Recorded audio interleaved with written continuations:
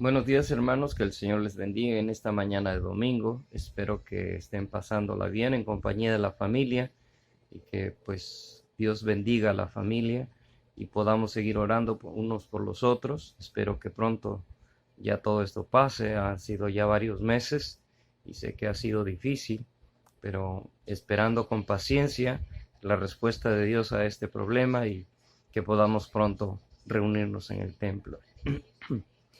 Seguimos con el tema, la segunda parte de la presencia de Dios en nuestras vidas. Y quedamos en el tema de que nosotros somos el templo del Espíritu Santo y que somos la casa de Dios por causa de Cristo ahora en nuestras vidas. Entonces nosotros venimos a ser templos de Dios. Y Dios habita en nosotros, hermanos, pero podemos nosotros también hacer cosas que nos separan de Dios, cosas que apagan la luz de Dios en nuestra vida y que descuidamos nuestra vida por causa del pecado. Y hablamos del pecado, que puede ser uno de los problemas graves de la separación de Dios. Pero hablamos un poco también de la religiosidad. La religiosidad también a veces nos hace aún más vulnerables porque pensamos que estamos haciendo las cosas correctas y en realidad no la estamos haciendo. La religiosidad, hermanos, viene a ser un problema gravísimo y yo creo que es uno de los problemas más complicados y sutiles que tenemos en la vida. Satanás usa la religiosidad para no hacer lo que es correcto delante de Dios. Hemos visto que hay reglas, porque debe de haber reglas en la iglesia, en el templo. Tenemos nuestra constitución, tenemos muchas cosas que dictamos en cuanto a seguir, pero el problema no es seguir las reglas, el problema es que a veces nos hacemos tan afanados de las reglas que nos olvidamos que Dios es lo principal, lo más importante. Y a veces la religiosidad nos ciega el entendimiento y pensamos que estamos haciendo bien las cosas y al final de cuentas no lo estamos haciendo. Entonces la religiosidad, hermanos, es un problema gravísimo en el cual nosotros podemos caer. Entonces vemos que hay mucha gente que es religiosa, pero no necesariamente ama a Dios, porque el amor de Dios se ha cambiado por la religiosidad. Hay gente muy devota, hace todas las cosas necesarias para estar en el templo, para hacer las cosas que a Dios le agradan, supuestamente, pero en realidad es pura religiosidad y no es amor a Dios. ¿Y cómo lo vemos esto? Cuando vemos que la gente se preocupa más o las personas se preocupan más por no quebrar una regla que dar cabida al amor de Dios en sus vidas. ¿Cuántas veces a veces rechazamos a las personas y hacemos nuestros propios grupos sociales en la iglesia en lugar de amarnos todos de igual manera? Esto lo he visto muchas veces suceder, donde tenemos nuestro propio grupo evangélico, nuestro propio grupo en la misma iglesia y rechazamos a los demás. Entonces esto viene a ser pura religiosidad en nuestra vida. Debemos de tener cuidado, porque esto no agrada a Dios. Recuerdo la ilustración de este hombre pobre que tenía mucha necesidad y se acerca alguien a él y le dice, ¿sabes qué? Debes ir a una iglesia para que te ayuden, te apoyen, para que a lo menos tengas algo de comer o algo para poder subsistir. Debes acercarte a una iglesia y ellos te pueden ayudar. El hombre aquel, pues, en su gran necesidad, se acercó a una iglesia, la primera que encontró era una iglesia hermosa, y dijo, pues aquí me pueden ayudar.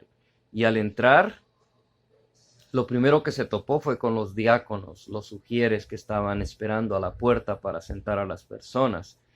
Y le detuvieron y le dijeron, ¿dónde va usted? Pues vine a la iglesia porque necesito ayuda. Dice, ¿sabe qué? Usted no puede entrar a esta iglesia, usted no está vestido correctamente, no se ha bañado, usted huele mal, no le podemos ayudar, favor de salir. Entonces aquel hombre, pues, desconsolado, triste, salió de la iglesia y fue y se sentó en una banca enfrente de la iglesia, un parque que había, y estaba triste y pensando, pues qué clase de Dios es este que rechaza a las personas. ¿Qué clase de Dios es ese que no puede uno entrar ni siquiera a pedir una caridad. En uno de esos momentos llegó otro hombre y se sentó al lado de él y le dice, ¿por qué estás triste? ¿Qué es lo que te pasa? ¿Qué es lo que te sucede?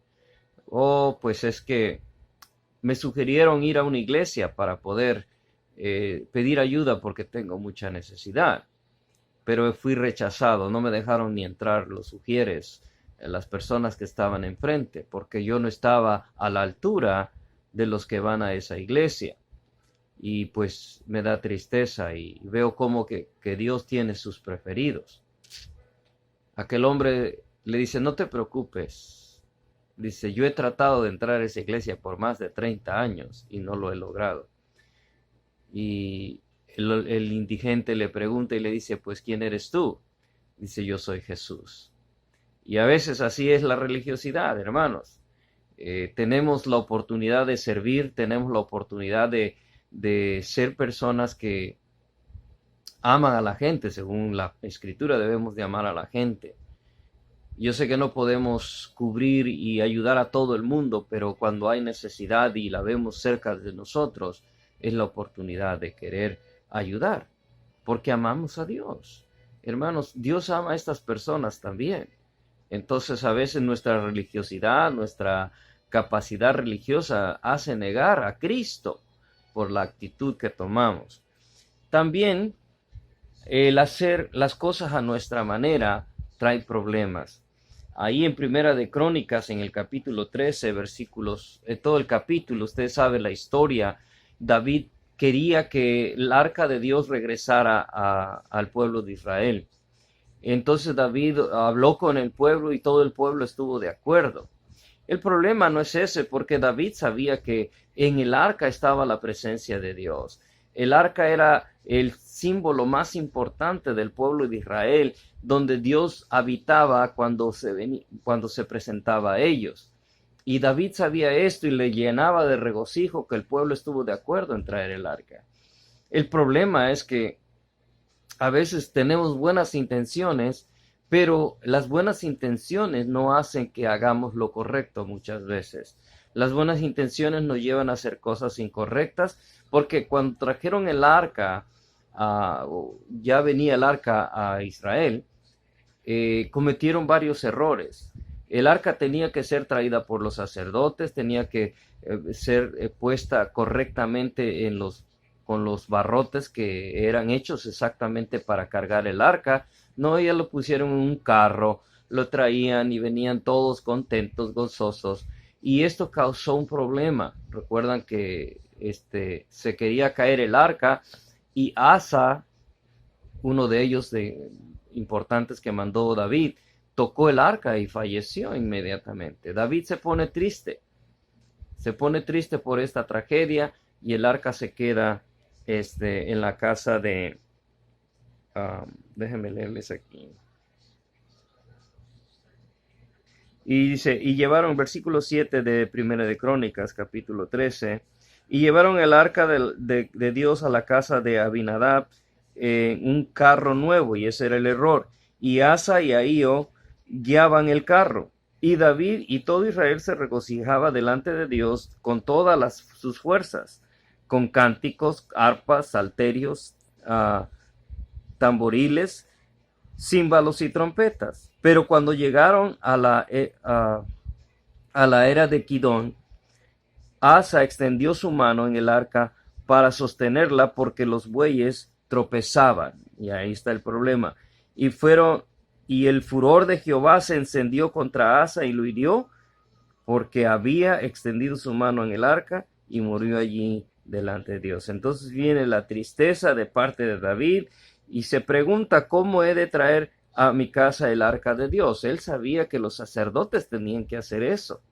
Él sabía que los sacerdotes tenían que tomar control de llevar el arca, pero no, él quiso hacerlo a su manera y trajo tragedia a la vida de Asa. Entonces Asa fallece y no pudieron tener el arca.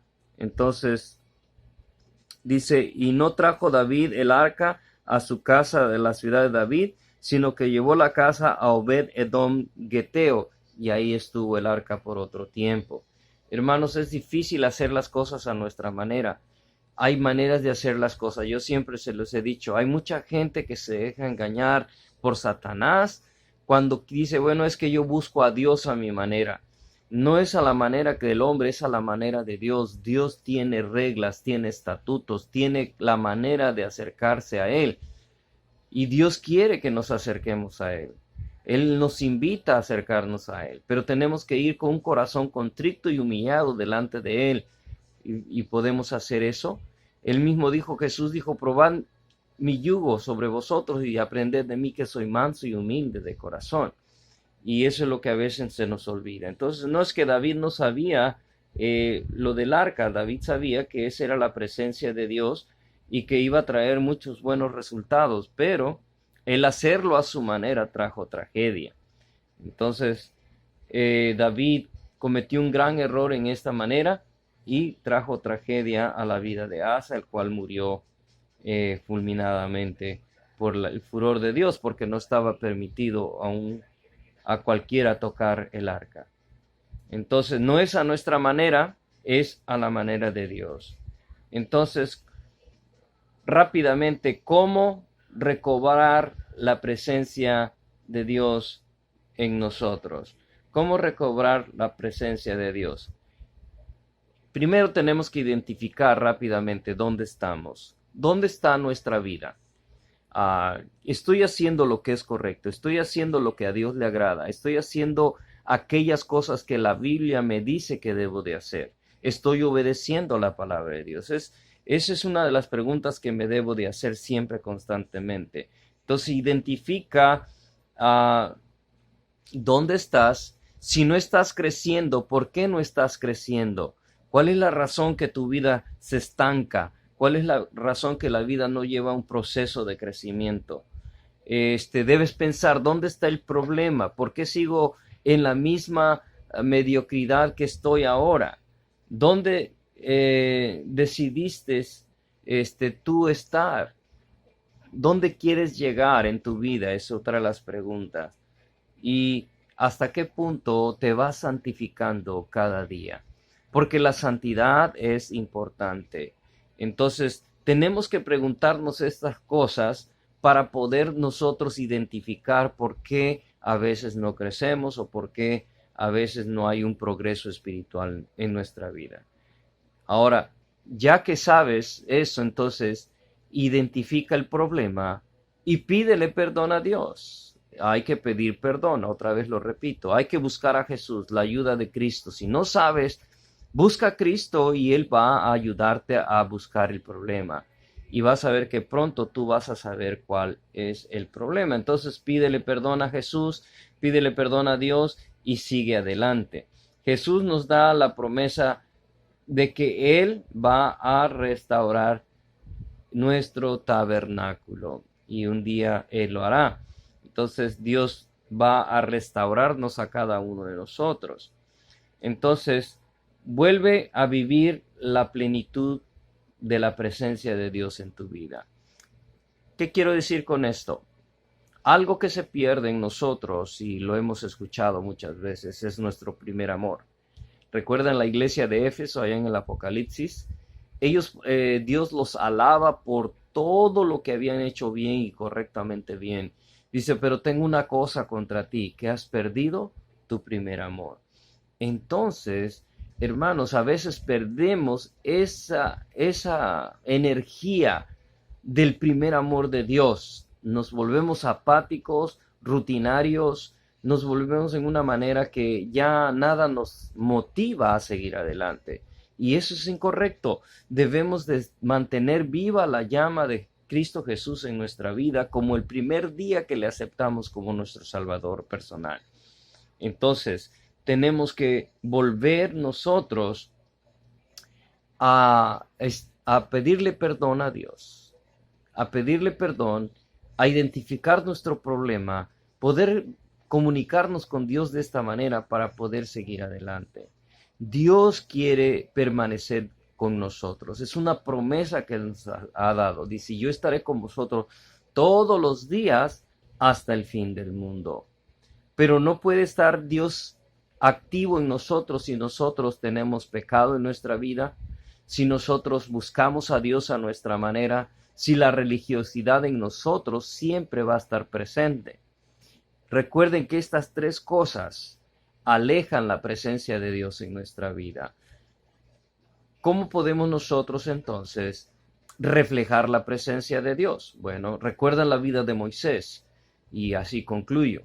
La vida de Moisés fue una vida difícil. Manejar un pueblo tan grande, más de 1 millón de personas, no era cosa fácil, una tarea fácil. Pero Moisés dependía de la presencia de Dios. ¿Cómo lo hacía?